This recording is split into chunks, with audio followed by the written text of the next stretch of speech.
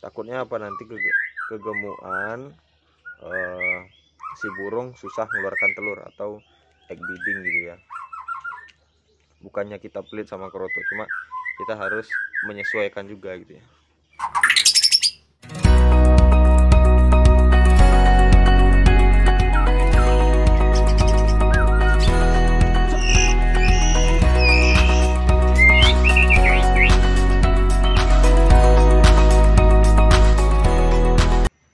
Halo guys, apa kabar semuanya? Kembali lagi di channel saya di Kobe TV.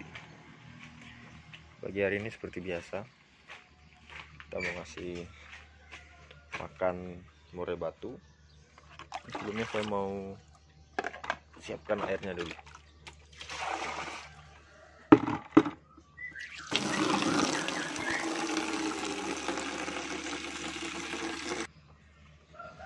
Oke, jadi kali ini kita mau ngasih makan indukan yang lagi masa bertelur. Ini lagi masa bertelur, ada 1, 2, 3. Nah, jadi pada masa masih telur pertama ini kita masih ngasih kroto ya. Saya masih ngasih makan kroto. Kemudian kalau jangkrik masih wajib ya, makanan wajib. Ini kita bersihkan dulu guys.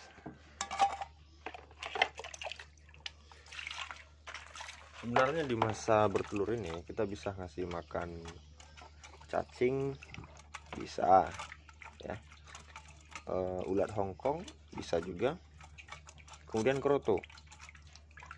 Nah, jadi kalau saya biasanya itu ada masanya pemberian pakan ya. Kemudian pakannya kembali ke netral.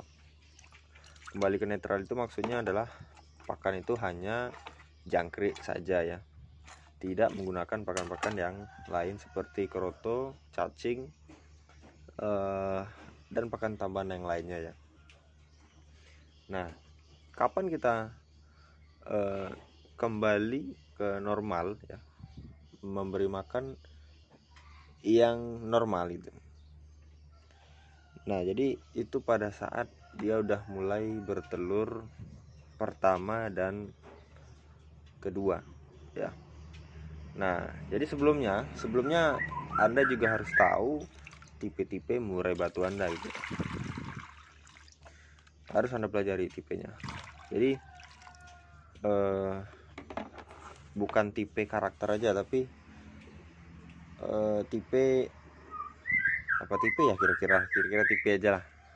Dia bertelurnya itu berapa biasanya. Nah, tapi kalau misalnya udah 3 atau 5 kali bertelur itu biasanya kita udah kelihatan murai batu kita itu bertelurnya berapa itu ya. Nah, seperti indukan-indukan yang di rumah di sini di tangkaran saya ini belum ada dan mungkin tidak ada itu ya yang mengeluarkan anak tunggal atau telur satu ya. Nah, jadi bagi yang Anda punya keturunan anak satu atau telur tunggal, itu Anda harus hati-hati ya pemberian pakannya. Kadang kan sangka kita, oh masih satu telurnya, berarti ini masih mau nelur lagi, jadi akhirnya ditambah gitu ya, makanannya digenjot lagi, ternyata telurnya cuma itu, dia nggak nelur lagi. Akhirnya apa? Akhirnya ya buang telur, pecahkan telur, dan lain-lain. Nah, apalagi seperti ini, seperti kaisar ini guys ya, ini agak lain ya, jenisnya jenis yang sensitif gitu ya, yang gampang sensitif. Ini misal saya lupa menandain kapan dia terakhir bertelur ataupun berapa telurnya gitu ya, saya lupa.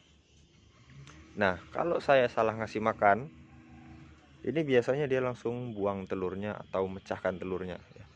Dia birahi lagi, gampang sekali kalau yang kaisar. Cuman kalau yang indukan lain ini enggak juga sebenarnya. udah ngeram dikasih keroto pun kadang masih oke gitu ya.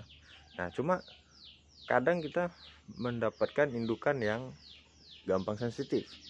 Nah maka dari itu kita harus jaga-jaga supaya indukan tidak memecahkan telur atau makan telurnya ya. Jadi seperti itu guys ya. Ya makanya nggak apa-apa kita cek-cek aja. Misalnya kalau takut indukan sensitif buang telur, itu ya kita bisa lihat dari jauh kan kelihatan ya glodoknya. Tapi kalau glodoknya di dalam, nah itu susah juga guys ya. Perkirain aja lah gitu. Kalau dia masih banyak interaksi lagi aktivitas di luar, nah itu biasanya dia belum masa bertelur. Ini belum cair ini guys. Ini kalau saya kasih taruh freezer biar aman ya. Seperti video-video kemarin yang sudah saya buatkan, saya nyimpannya di freezer.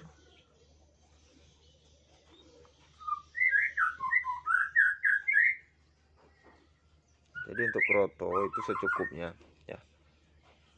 Walaupun dia juga masa bertelur, nggak usah berlebihan juga guys ya. Takutnya apa, nanti kegemukan si burung susah mengeluarkan telur atau egg beating gitu ya. Bukannya kita pelit sama kroto, cuma kita harus menyesuaikan juga gitu ya. Nah, baik, kita kasih jangkrik dulu guys kayak gitu. Kalau untuk jangkrik jangan di stop ya guys ya, jangkrik terus. Tapi memang ada juga penangkar yang kalau sudah ngeram itu dia pakai pur ya. Bukan pur khusus, memang pur biasa gitu ya. Itu sih tergantung kebiasaan dari si burung. Kalau burung kita yang biasanya jangkrik terus tiba-tiba dikasih pur, nah, jangan guys, takutnya nanti dia malah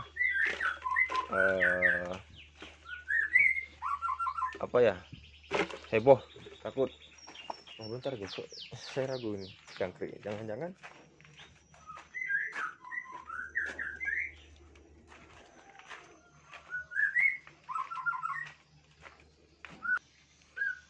perasaan kemarin baru beli tapi kok dikit sekali gitu ya, jadi bingung saya. Udah lanjut guys ya. Jadi kira-kira begitulah guys ya.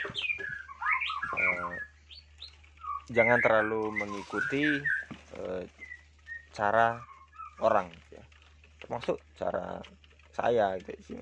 Cuma video ini jadikan untuk referensi ataupun acuan lah gitu ya. Jangan 100% dijadikan cara Anda gitu ya. Karena cara kita berbeda-beda ya. Setiap burung itu juga mempunyai ciri khas yang berbeda-beda ya. Caranya juga berbeda-beda. Jadi seperti itu. Oke, saya ngambil yang ini dulu. Oke, buang dulu jangkriknya guys. Usahakan bersih ya, supaya tidak ada jangkrik yang mati. Kalau jangkriknya mati, ada yang mati, kemudian Anda ngasihnya pas-pasan, nggak ada makanan lain, ya udah dia makan juga yang mati itu. Akhirnya nanti jadi penyakit.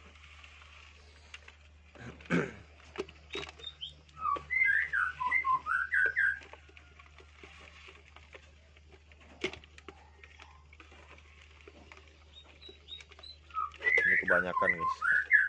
Nah malah kurang pula lagi sekarang. Tadi kebanyakan. Dah, jangkriknya udah mulai buru-buru ya. Udah, tapi nggak apa-apa.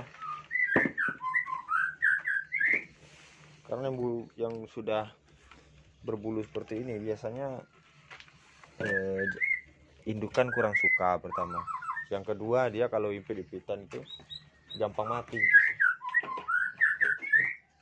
Kalau yang lebih kecil, paling kecil lagi, nah itu juga lebih gampang lagi matinya itu ya.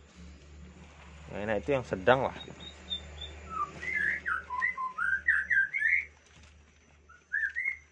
Jadi gitu guys, kuncinya itu setiap murai batu itu berbeda-beda ya. Ada yang memang gampang sensitif, ada juga yang nggak masalah. Justru ada juga, makanya teman-teman yang ibaratnya itu iseng-iseng berhadiah ya, ngasih makannya apa aja gitu, tapi dia tetap birahi produksi dan menghasilkan trotolan ya. Nah itu biasanya memang hebat itu, murai batunya memang super lah gitu ya, super anti stres gitu ya, nggak perlu ngatur-ngatur birahi dan ngatur-ngatur yang lainnya gitu ya. Nah jadi mungkin walaupun Anda berpikir murai batu Anda tipe yang seperti itu, cuma kita harus tetap jaga-jaga dan diatur juga lah pola makannya supaya tidak terjadi hal-hal yang tidak diinginkan tadi. Nah mungkin cukup sekian guys ya informasi dari saya pagi hari ini ya, mudah-mudahan bermanfaat. Saya akhiri, assalamualaikum warahmatullahi wabarakatuh.